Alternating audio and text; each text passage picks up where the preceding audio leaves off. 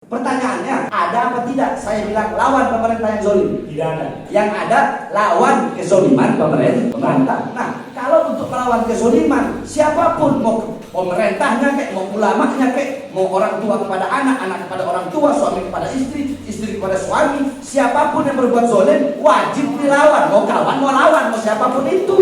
Woi, Anda bisa membedakan tidak melawan kezolimannya? Seperti begini, saya bilang sama Anda, Prof. Andika, saya benci dengan kelakuan Anda.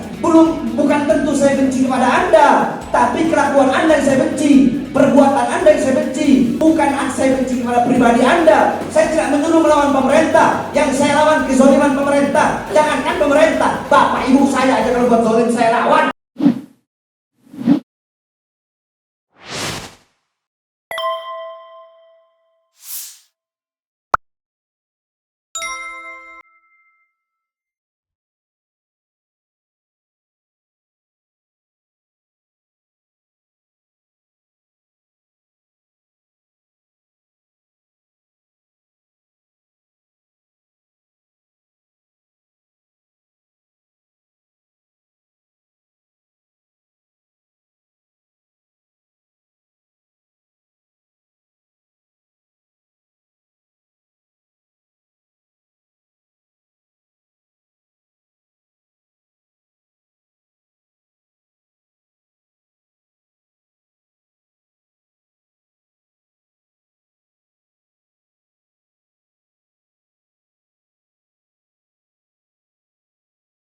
Di mana ajakan saya untuk menghasut? Coba sebutkan. Di mana ajakan saya, perintah saya, instruksi saya, permintaan saya untuk menghasut audiens, pendengar atau penonton yang hadir agar melawan pemerintah. Baik, ya. Di mana? Kata-katanya, letaknya di mana?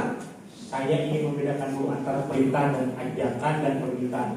Jadi direktif itu bisa bersifat perintah itu kalau instruksif ya. Kalau permintaan itu direktif requestif istilahnya. Ya. Nah, tadi yang saya mengatakan adanya hasutan itu ketika penggunaan kata kita, karena kita itu inklusif. Kata apa? Kata apa? Ulangi. Penggunaan subjek kita dalam kalimat Anda itu menyatakan secara inklusif bahwa Anda dan audiens itu berkehendak untuk melakukan perlawanan kepada siapa? Nah, ini yang tidak disebutkan karena implisit ya. Tapi dari analisis tema karena yang di sini Anda bilang pemerintah kok. Di BAP Anda bilang pemerintah. Ya karena ada analisis tema yang ada analisis tema. Di sini Anda bilang pemerintah. Ya karena Anda sebutkan implisit ya.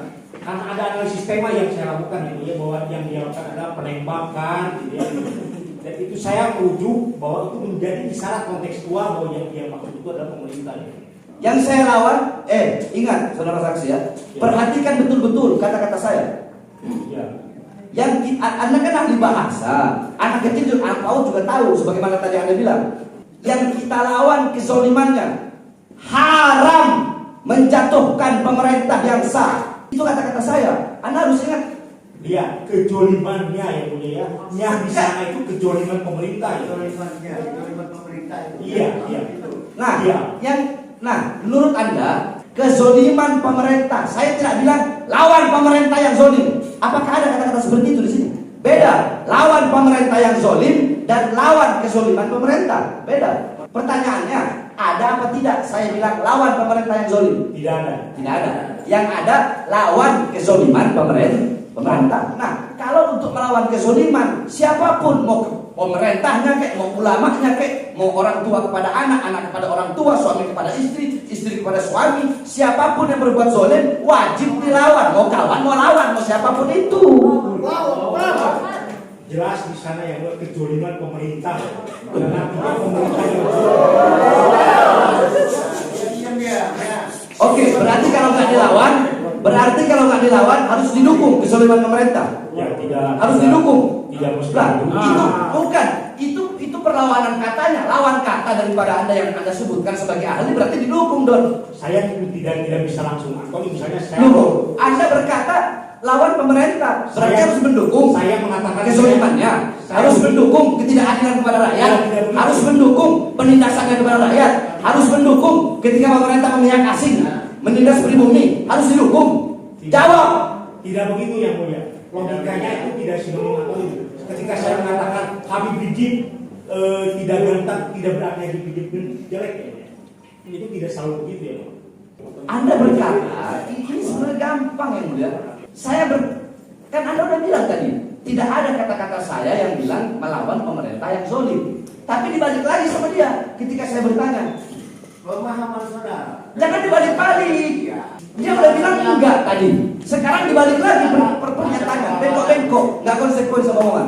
Dasar pertimbangannya apa? Apa menurut tata bahasa bagaimana? Ya, Katakanlah kita sudah di sana itu kejolimannya ya. Kezalimannya, ya. Yang itu kritik yang mulia yang menyatakan posesif kepunyaan siapa pemerintah. Artinya yang dilawan itu pemerintah yang jolim yang mulia.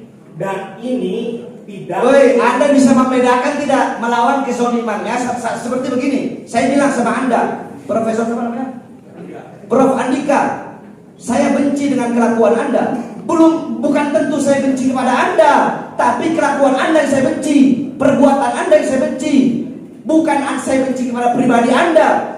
Saya tidak menyuruh melawan pemerintah. Yang saya lawan kezaliman pemerintah. Jangankan pemerintah, bapak ibu saya aja kalau buat zalim saya lawan. Takbir! Baik, yang mulia Anda kadang nggak mengerti. Ini gampang, bahasa gampang. saja yang mulia yang silakan saja jawab pendapat seperti itu. Ya, Bukan. saya hanya menjelaskan di sana ada kasarnya. Ya. Iya, cuma penjelasan Anda ini putar-putar. Apa putar-putar penjelasan Anda? Secara Tadi dia bilang yang mulia, tadi dia bilang ketika saya tanya, ahli sebentar. Ini dulu, ahli ini ngomong. Tadi ketika saya tanya, dia secara bilang enggak. kebahasaan Nah, hukumnya yang mulia ya, silakan buka di kata bahasa itu penanda politik, penanda posesif kepunyaan. gitu ya. Ya, artinya saya melihat bahwa di sana ada ciri, gitu ya, ketika dikatakan kejolimannya, berarti kejoliman pemerintah. Persoalan dia menekankan, gitu ya, menekankan bahwa yang dilawan itu bukan pemerintahnya, tapi kejolimannya. Itu kan hanya penafsiran dia. Sekarang begini, Anda Muslim, saya Muslim. Wajib nggak kita beriman kepada Al-Quran?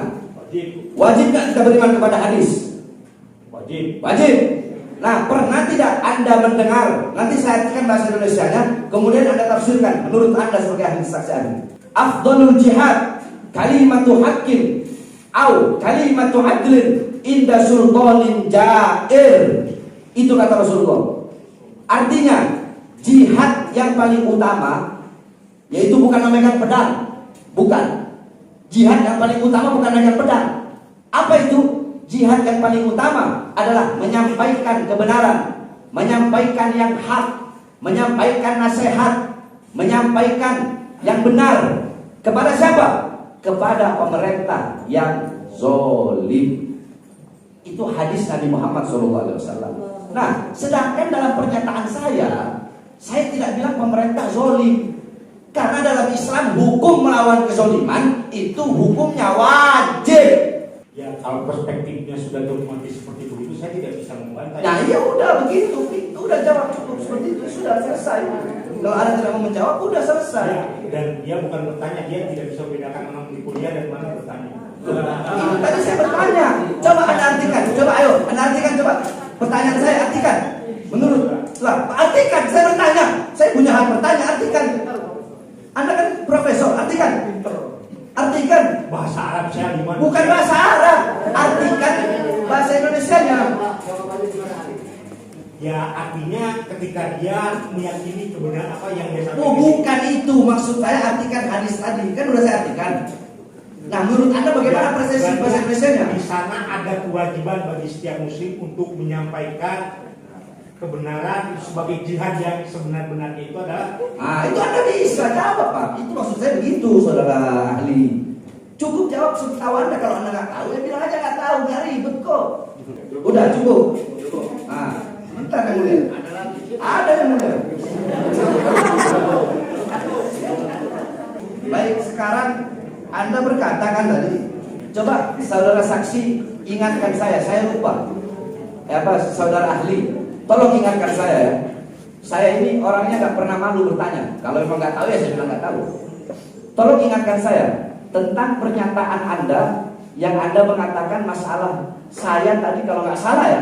Anda berkata saya memberi pertanyaan yang sudah saya tahu sehingga tidak memberikan kesempatan kepada audiens untuk menjawab. Itu apa kata Anda tadi? Bahasa Inggris saya nggak ngerti soalnya implisit, positif, negatif, krotitif, prototitif, prototitif, nggak ngerti seperti itu. Tolong apa itu? Jadi yang dia sampaikan itu kalimat retoris. Retoris. Kalimat yang tidak menutup jawaban karena yang dia tanyakan dia jawab sendiri. Oke, betul. Karena tujuannya apa ini? Namanya apa? Retoris. Anda lihat saya dong. Retoris. Karena maksud dia bukan bertanya, tapi membangkitkan emosi audiens. Nah, jadi retoris itu apa? Pengertian retoris itu? Retoris itu kalimat tanya yang tidak memerlukan jawaban. Terus retoris itu untuk apa? Ya karena fungsinya apa? Dalam konteks Anda itu untuk membakar kesalahan afektif. Oh, dalam konteks saya. Ya. Sekarang saya tanya, kalau dalam konteks Al-Quran. Sudah menjawab. Dilihat Tidak bisa Al-Quran. Enggak, saya belum tanya yang benar. Baik. Al-Qari'ah. Tenang aja kasih, slow. Al-Qari'ah. Mal Qari'ah. Wa ma adraka mal Qari'ah. Di situ Allah Subhanahu wa taala bertanya dalam ayat itu. Al-Qari'ah. Allah menyampaikan dulu kiamat. Mal Qari'ah, apa itu kiamat? Wa ma adraka mal Qari'ah, dan apakah kalian tahu apa itu hari kiamat? Yauma yakunun nas kafarasyid. Kiamat itu adalah yang dimana hari manusia Allah jadikan mereka bagaikan laron-laron yang berterbangan. Allah yang bertanya, Allah juga yang menjawabnya. Bagaimana pendapat Anda yang mulia saksi ahli? Untuk Allah punya hak istimewa tidak bisa. Ya, sebagai wahyu samawi yang mulia ya Allah yang bertanya, Allah yang menjawab ya itu sebagai. Baik, sekarang hadis Nabi Muhammad SAW. Sekarang hadis. Alam tara ila barkin kaifa yamurru wa yarji fi tarfati ain. Apakah kalian tidak melihat? Itu kan pertanyaan bukan? Apakah kalian tidak melihat? Jelas Pertanyaan. Apakah kalian tidak melihat cahaya yang yang pergi dan pulangnya? Ya, yang pergi dan pulangnya itu sekedip mata. Nabi yang bertanya, Nabi juga yang menjawab. Ya, untuk manusia-manusia istimewa dan Allah ya saya tidak akan berani untuk menjawab. Baik, cukup. Gitu dong. Nah, maksud saya begitu. Anda nggak usah ngasih jawaban bertele-tele, gitu aja. Jawabnya tek. Saya ngasih pertanyaan gampang, Anda jawab udah gampang. Begitu lebih enak kan, kita cepat jadinya. Makanya tadi saya sempat ngomong ke pengacara-pengacara, kalau tanya itu tanya intinya aja, jangan tanya ribet di sana kemari. Nggak apa-apa, memang juga nggak boleh begitu. Anda ini orang adil, nggak mau ke kanan ke kiri. Iya. Saudara saksi masih kuat ya?